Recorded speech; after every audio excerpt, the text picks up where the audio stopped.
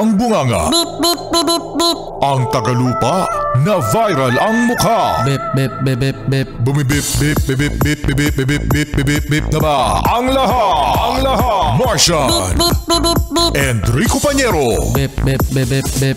Beep, beep, beep, Bip, bip, bip, bip, bip. Bip, bip, bip, bip, bip. Titilaok! Titilaok! Beep, beep, beep, beep, beep.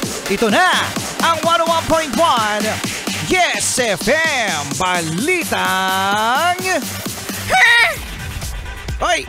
Sa mga yes pa rin natin na nakakakita ng mga riders, mga delivery riders na tila bit-bit nila ang buong mundo. Buong bahay lang. Buong bahay, di pala buong mundo.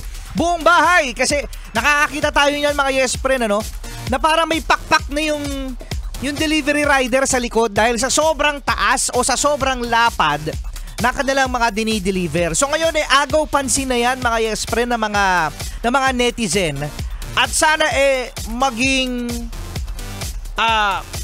rules na ng Department of Transportation na ipagbawal kasi tayong mga nakakakita ang mga nahihirapan sa rider. Pero sabi ng rider, sir, nung ngayon.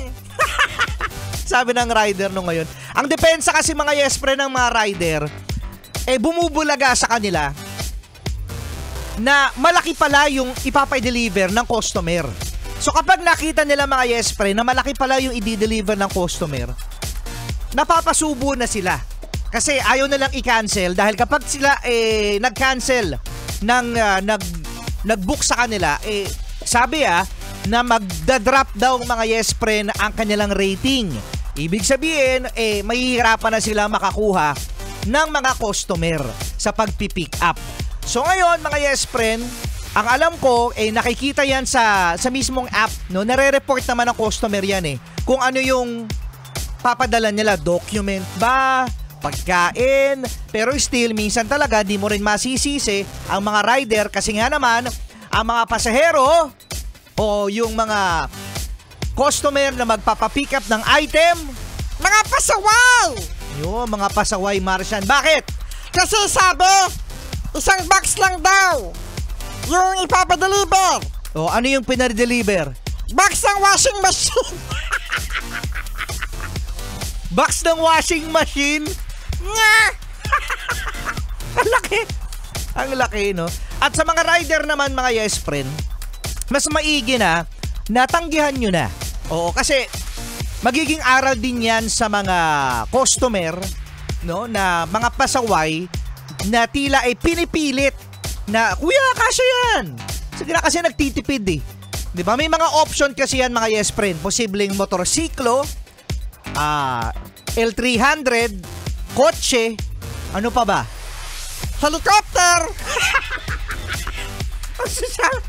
Social helicopter Oo, kaya sa mga yes friend natin na magpapadala, isaalang-alang natin ang kaligtasan ng mga rider. At yung mga rider naman, tanggihan nyo na. Oo, no? Maaari yan ay posible na mabawasan ang inyong kita o ang inyong rating, pero baka mabawasan din ang inyong Oras! Mabawasan ang oras nyo sa buhay. Oo, kasi baka tumalembang.